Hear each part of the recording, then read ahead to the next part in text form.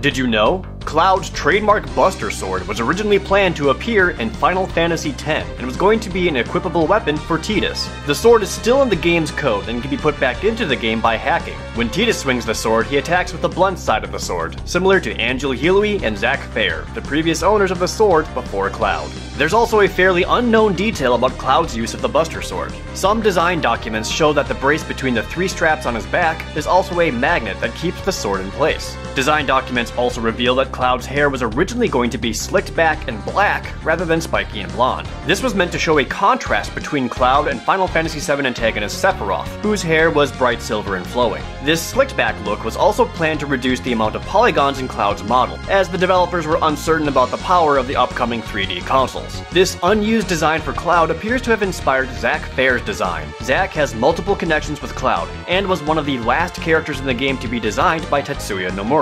Similar changes happened to Final Fantasy X's Tidus. Beta footage of the game shows Tidus with black hair.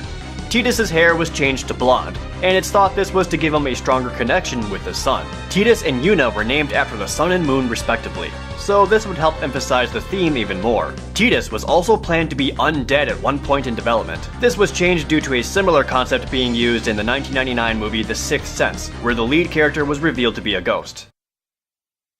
Although Final Fantasy games usually stand on their own and each game has an unconnected story, the worlds of Final Fantasy VII and Final Fantasy X actually take place in the same universe and on the same timeline. In Final Fantasy X-2, the characters Shinra and Rin discuss the potential of using the Far Plane, which is essentially a resting place for the dead, as an energy source. Shinra then speculates that the technology needed to refine the Far Plane's energy wouldn't exist for many years. In the Final Fantasy X-2 Ultimania guide, series writer Kazushige Nojima stated that Rin would later fund Shinra's efforts to refine energy from the Far Plane, but the experiments failed. Shinra's descendants would then travel to Final Fantasy VII's planet, Gaia, 1,000 years after the events of Final Fantasy X-2, when space travel was possible. They would go on to found the Shinra Electric Power Company, and set in motion the events leading up to Final Fantasy VII. Kefka Palazzo's iconic laugh featured in Final Fantasy VI can be found in Final Fantasy VII. If the player goes to the Ghost Square at the Gold Saucer and interacts with the Green Pumpkin, a slightly altered version of Kefka's laugh will play.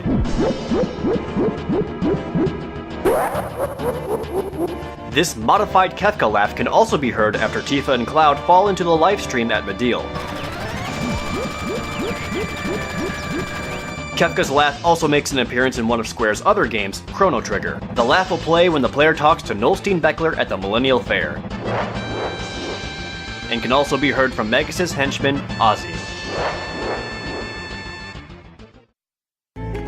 Early on in Final Fantasy VII's story, there's a soapland called Honeybee Inn. The final version of the game displays some fairly suggestive sexual content in the Honeybee Inn, but the original version was even more explicit. There are unused parts of the inn that can only be found in the original Japanese version's game data. This unused content includes Aeris accusing Cloud of going into the inn for pleasure rather than helping Tifa, and finding out that Palmer, the head of Shinra's space exploration department, frequently visits the inn. There's a lobby not seen in the final game where a menu is displayed on a screen showing courses with girls of either 30 or 150 minutes in length. The lobby also has a sign on display that forbids entry to other brothel owners, talent scouts, and children. On the second floor of the inn, Cloud can peek into customer rooms through the keyholes.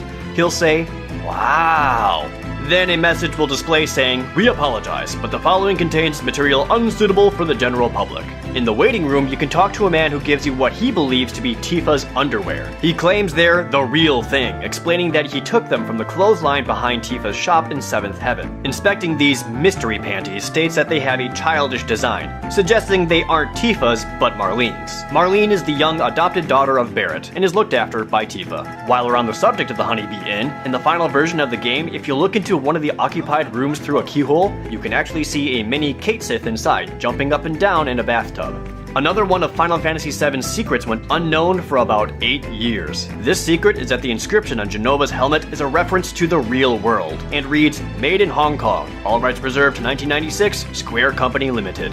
The secret went unknown because the low resolution the game was displayed in made the inscription difficult to read. It wasn't until a higher resolution image was shown in a Final Fantasy Advent Children featurette that the text was clear and readable. That's all for today, but don't forget to subscribe to us on YouTube and follow us on Facebook and Twitter. Make sure you also check out DidYouKnowGaming.com, where we post gaming trivia every single day. If you like this video, check out some of our other videos. And if you're in the mood for some more Final Fantasy, you can check out this ProJared guy talk about Final Fantasy Mystic Quest. You remember that game? Right down there. Just gotta click it.